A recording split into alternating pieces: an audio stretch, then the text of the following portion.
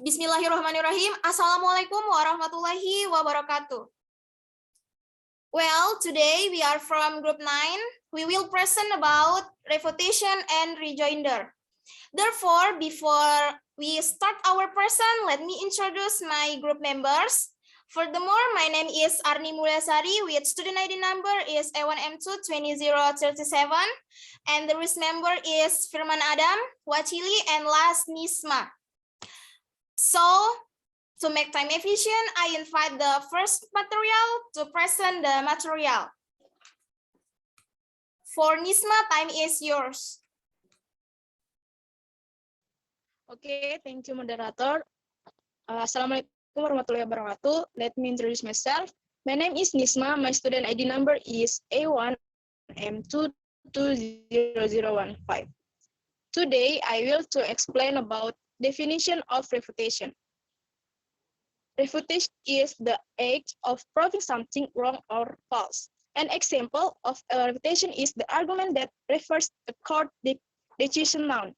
Something such as an argument that refutes someone or something. Okay, next slide. Refutation is a process that involves 3 steps. The first, repeat. Repeat the argument you are going to refute, provide the number your opponent used when he presented the argument. For example, go to the first contention on the harms of the status quo. This second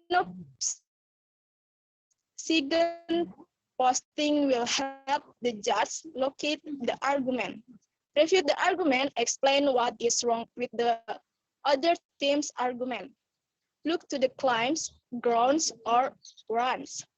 You might say, oh, it is from 2 years ago. If you have many reasons why the argument is flawed, let the judge know how many arguments you have and number each one.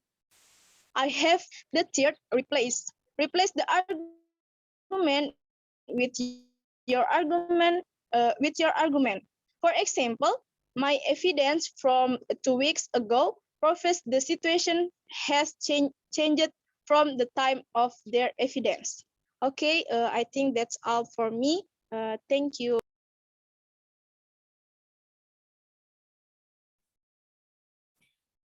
Okay, thank you for the first material.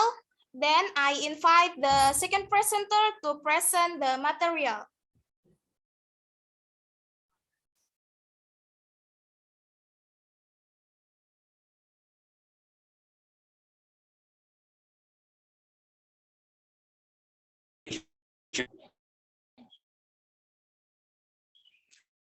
There are 5 techniques that we can use this process effectively. The first one is using signposting. Signposting is when you tell everyone the organization and order of your refutation. This is also called presenting a roadmap because you're telling the judge, your teammate, the other debaters, and the audience the order of your arguments. By telling everyone what argument you are discussing, the debate stays organized. The second one is clash in the refute phase. Clash means that the 2 teams are directly debating each other's arguments. When the other team doesn't clash with your arguments, you need to point that out to the judge. Remember, silence is admission. If you don't counter the other team's arguments, you are agreeing with those arguments. If the other team doesn't clash with one of your arguments, you should win that argument. The third one is employ direct refutation in the refute phase. Direct refutation is when you point out the flaws in the opponent's argument. Sometimes you will go straight down your flaw shared in the same organization as the earlier speeches in the debate. When you say something about every point, this is called line by line refutation. You may have more than one argument against each line of argument by the other team. During the debate, you should tell everyone where you are on the flow sheet and what your answer is so they can write it down. The third one is group arguments interplace phase. Grouping arguments is when you refute multiple arguments of the other team with only one argument of your own. If an entire contention is flawed because it is based on old evidence, you may defeat it with one argument attacking the relevance of or reliability of the evidence. The fifth one is include impact in your replace phase. Impact is why the argument is important. You should always ask yourself, what does this argument do for my position? Use your answer to explain the impact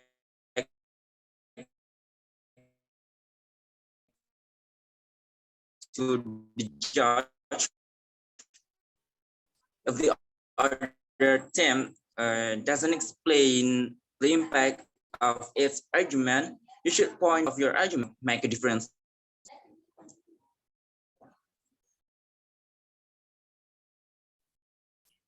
Okay, thank you to the second presenter. And for the third material, I will explain it.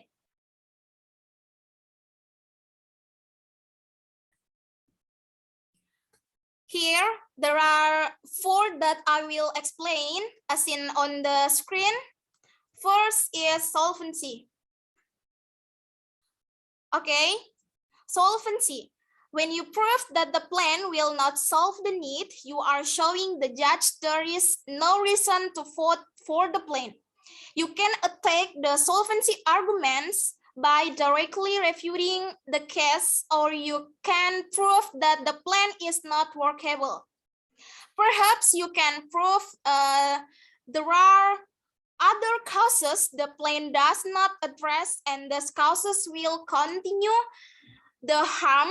For example, if the affirmative wants to stop air pollution by reducing coal burning but encouraging the use of oil, there is no solvency because burning oil also results in air pollution. Second, disadvantage. Okay, disadvantage, the most important argument against a plan is a disadvantage. You want to point out the harmful things that will happen because of the affirmative plan. I tell my debaters they should start with disadvantage against a plan whenever they should start with disadvantage against a plan whenever they negate a police proposition. This disadvantage is a cause-effect argument.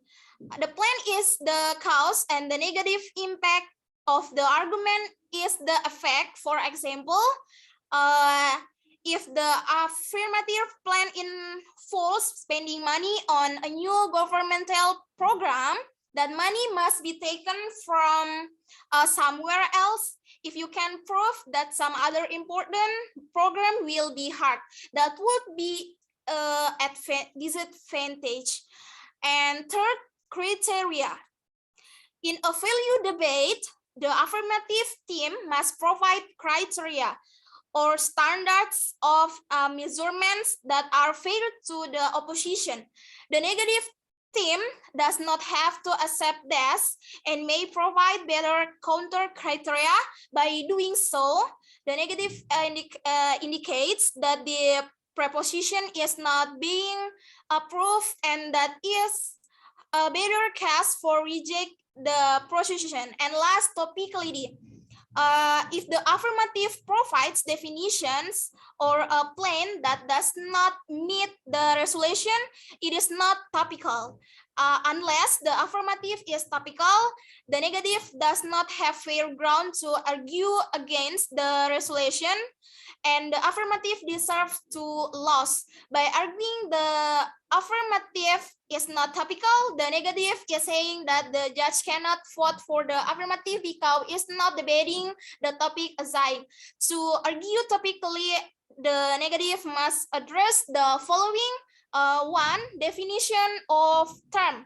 Tell the judge what term or word in the resolution the affirmative define in appropriately. Choose standards. Explain how we should evaluate whether the definition provides fair ground for debate. Remember to examine the source of the definition to determine if the definition is the best or most appropriate available. For example, using a scientific dictionary to define physics terms is better than taking the definition from a general magazine article. When you provide the way you want to judge to view the term, you are providing standards. And number 3, violations. Violations occur when the other team has not met the standard. Explain this the judge in a policy debate. Your focus should be on explaining how the affirmative plans does not address the assigned topic. And last is voting issue. Finally, you must explain to the judge why your argument is a voting issue. The reason why you should win this debate on this argument alone. You can tell the judge that the affirmative present a case that did not fit the topic assigned. Therefore, it didn't follow the first rule of debate to disagree on a specific topic. You may also tell the judge that she does not have the authority to decide this debate because it was not on the assigned topic. That's all from me. And last, I invite the last speaker. Time is yours.